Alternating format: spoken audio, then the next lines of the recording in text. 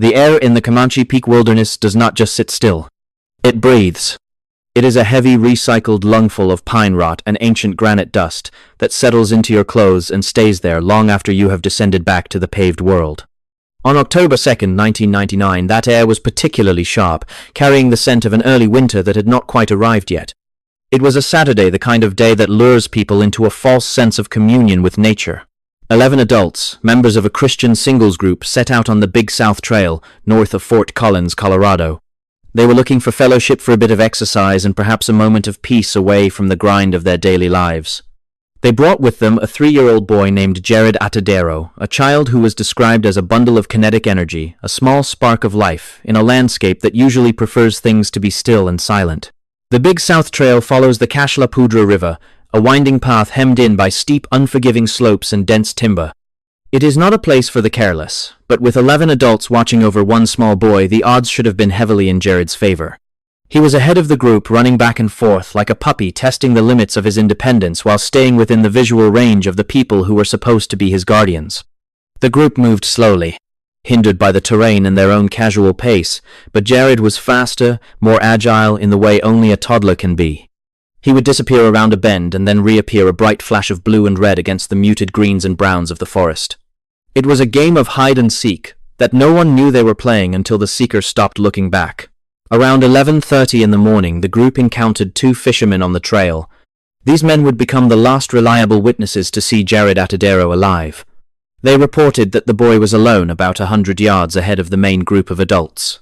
He stopped to talk to them, his voice high and clear in the thin mountain air. He asked them if there were bears in the woods, a question that carries a much heavier weight in hindsight than it did in that moment. The fishermen told him no, not today, and they watched as the boy turned and continued up the trail, a tiny figure swallowed by the shadows of the massive Douglas firs. A few minutes later, the group of adults caught up to the fishermen and asked if they had seen a little boy. The fishermen pointed up the trail, but when the adults looked, the path was empty. The spark had gone out. The transition from a pleasant hike to a nightmare is often silent. There were no screams, no sounds of a struggle, no crashing through the underbrush. One moment, the world was filled with the chatter of 11 people and the rushing water of the river, and the next there was a void. The group began to call his name, their voices bouncing off the canyon walls, returning to them as hollow echoes. They searched the immediate area, checking the riverbank and the thickets of willow, convinced that he was just hiding or had taken a wrong turn. But as the minutes turned into an hour, the realization began to sink in like a cold stone in the gut. Jaryd was gone. He had vanished in a window of time that lasted less than 5 minutes on a trail bounded by a river on one side and a steep mountain on the other. By late afternoon, the search was in full swing. Search and rescue teams arrived with dogs, helicopters, and hundreds of volunteers. They combed every square inch of the trail and the surrounding slopes. The weather, which had been clear, began to turn, as it often does in the high country when someone goes missing. The temperature plummeted and a dusting of snow began to fall, masking tracks and chilling the hope of the searchers. The dogs, highly trained animals, capable of tracking a scent through rain and over stone, did something peculiar. They reached a certain point on the trail near where the fishermen had seen Jaryd, and they simply stopped. They would pace in circles, whining, refusing to pick up a trail that should have been fresh and easy to follow. It was as if the boy's scent had been lifted vertically off the earth, leaving nothing behind for the hounds to find. Alan Atadero, Jaryd's father, was not on the hike that day. He received the call that every parent fears, a jagged bolt of lightning that split his life into before and after. He spent the next several days on that mountain, shouting his son's name until his throat was raw and bleeding. He watched as the search effort grew to one of the largest in Colorado history, involving thermal imaging and specialized mountain teams. They looked in the river, thinking he might have fallen in and been swept away, but the water was shallow and clear in many places and no body was found. They looked in the caves and the rock crevices, but found only the cold, indifferent silence of the earth. After 8 days of intensive searching, the official effort was scaled back. The mountain had taken him, and it wasn't giving him back. 4 years passed. 4 years of silence, of theories that led nowhere, and of a father's grief that had calcified into a grim daily endurance. Then, in June of 2003, 2 hikers decided to go off-trail, scrambling up a steep, treacherous ridge about 550 feet above the Big South Trail. This was not a place a 3-year-old could have reached on his own. The slope was a brutal 60-degree incline, covered in loose scree and tangled brush that would challenge a seasoned climber. It was on this ridge, in a spot that had been searched by air multiple times, that they found a small pile of clothing. It was a blue fleece jacket, a pair of pants, and a single shoe. Nearby they found a small fragment of a human skull and a single tooth. The discovery was visceral and jarring, but it was the condition of the clothing that sent a shiver down the spines of the investigators. The fleece jacket was turned completely inside out. The pants were also inside out. They were not torn to shreds as one would expect if a predator had dragged a body up the mountain. There were no bloodstains, no signs of a violent struggle on the fabric itself. It was as if Jaryd had simply been unzipped and stepped out of his clothes, or as if something had meticulously removed them. The clothing was placed on top of the ground, not buried or hidden under debris. It had been sitting there for 4 years, weathered by the sun and the snow, but still intact enough to tell a story that made no sense. The official conclusion was that Jaryd had been taken by a mountain lion. It is the easy answer, the one that allows the authorities to close the file and the public to sleep at night. They claimed a cougar had snatched the boy from the trail, carried him 500 feet up a near vertical cliff, and consumed him on the ridge. But this theory falls apart under microscopic observation. A mountain lion kills by crushing the windpipe or the skull. It drags its prey, usually leaving a trail of blood, broken branches, and tufts of fur. It does not undress its prey. It does not turn a fleece jacket inside out without leaving a single puncture mark or a smear of gore. Furthermore, the skull fragment found was clean, showing no signs of the gnawing or crushing that a large feline would inflict. There is also the matter of the biological impossibility. A 3-year-old boy wearing sneakers and a heavy jacket cannot navigate a 60-degree incline of loose rock for 500 feet without leaving a single sign of his passage. The search dogs, even days later, should have found something on that slope, if he had been carried or if he had climbed it. But they found nothing. The ridge, where the clothes were found, had been flown over by helicopters, equipped with high-resolution cameras and thermal sensors during the initial search. They saw nothing then. It was as if the remains had been deposited there long after the searchers had gone, a grim monument placed in a location that defied logic. We have to talk about the silence. When people vanish in these areas, there is a recurring theme of a sudden unnatural quiet. Witnesses often describe the birds stopping their songs and the wind dying down as if the forest itself is holding its breath. In the case of Jaryd Atadero, the fishermen were only a short distance away. If a mountain lion had attacked, there would have been a cry, a scuffle, the sound of something heavy moving through the brush. But there was only the sound of the river. This suggests something that moved with a precision and a speed that is not found in the animal kingdom. Something that operates on a frequency we are not tuned to see. Some researchers in the field of unexplained disappearances point to the possibility of something more anomalous.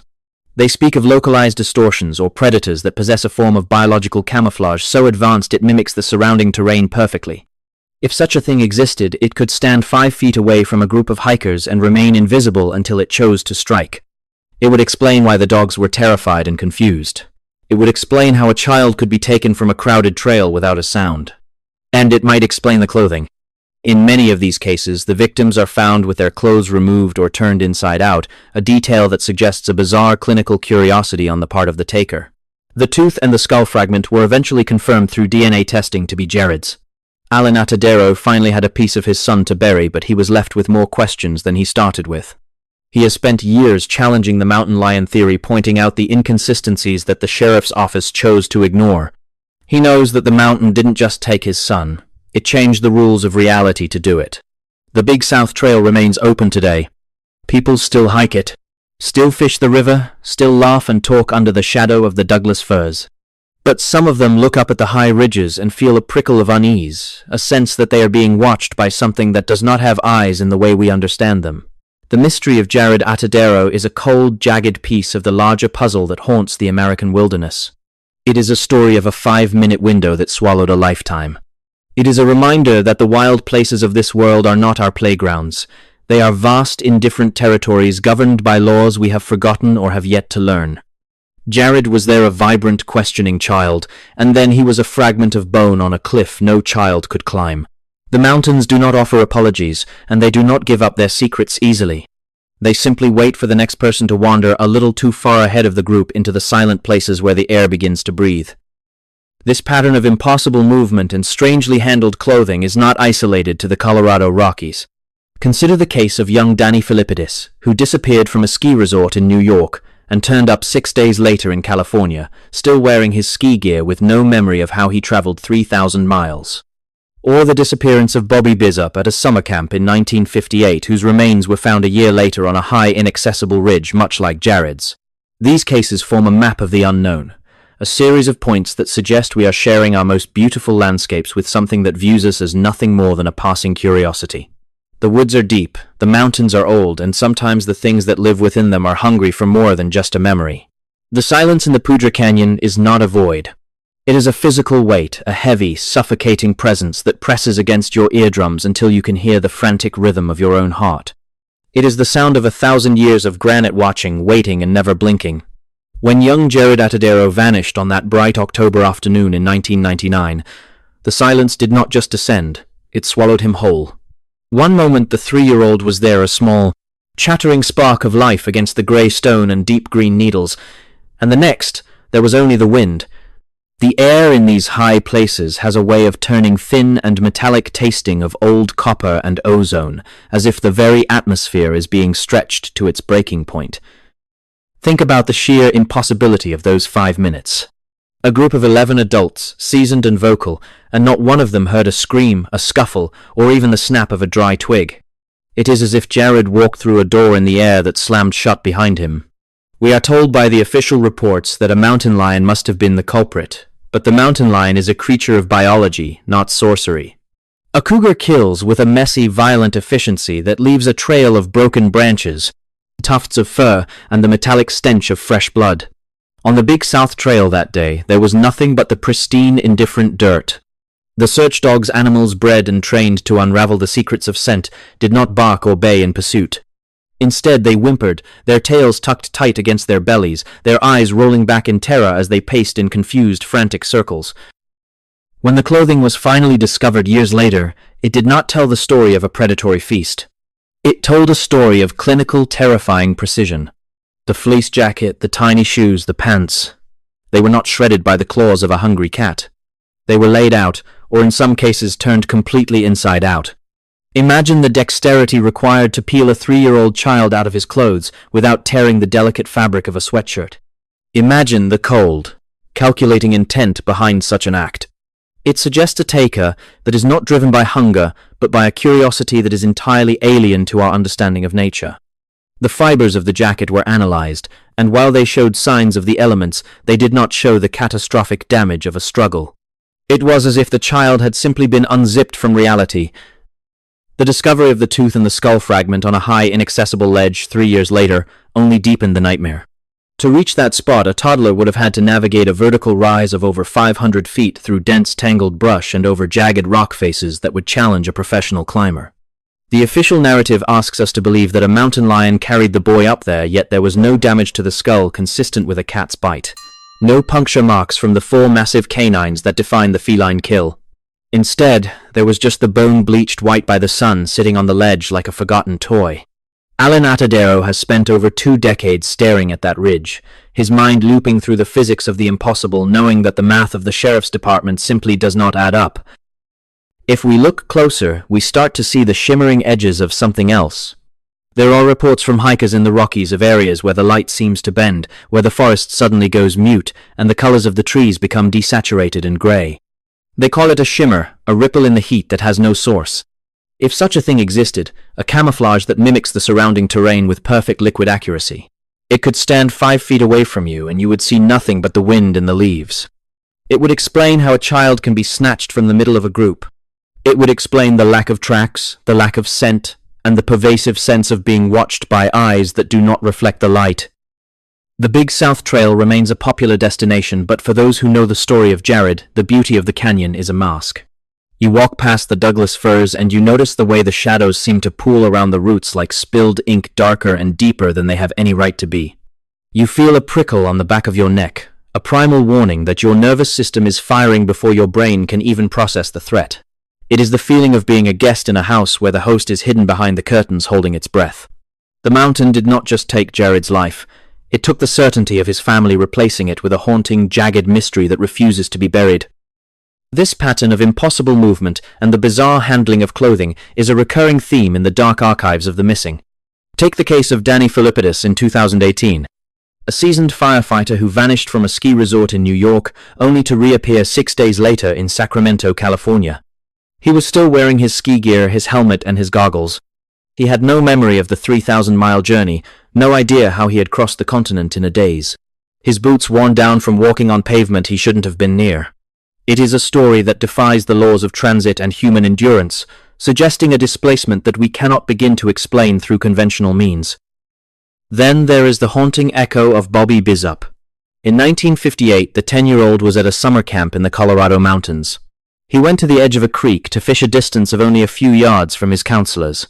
He vanished in the time it takes to cast a line. A year later, his remains were found on a high, jagged ridge that was considered unreachable for a child of his age and physical condition. His hearing aids were found near his body, placed carefully, as if they had been removed by someone who wanted to see how they worked. Like Jaryd, Bobby was found in a place that defied the logic of the terrain, a victim of a geography that seems to shift and bend for those it chooses to take. We must also consider the case of Catherine Van Alst, who disappeared from the Devil's Den State Park in 1946. She was 8 years old when she vanished from her family's campsite. When she was found 6 days later, she was standing in a cave miles away and hundreds of feet higher in elevation than she could have possibly traveled. She was in a catatonic state, wearing only her swimsuit in the freezing mountain night, and when she finally spoke, she claimed she had been sleeping in the grass and that a tall man had been watching her. These are not isolated incidents. They are points on a map of the unknown, a series of glitches in the fabric of our world that suggest we are not the masters of the wilderness we claim to be. The mountains are old, far older than the myths we have invented to make them feel safe. They do not care about our trails, our GPS units, or our sense of justice. They are vast, indifferent territories governed by laws we have forgotten or have yet to learn. Jaryd Atadero was a vibrant, questioning child who disappeared into a 5-minute window and left behind only a fragment of bone and a lifetime of unanswered questions. We walk the trails and we think we are alone, but the air is breathing, the light is bending, and the silence is watching. The woods are deep, the ridges are high, and sometimes the things that live within them are hungry for more than just a memory.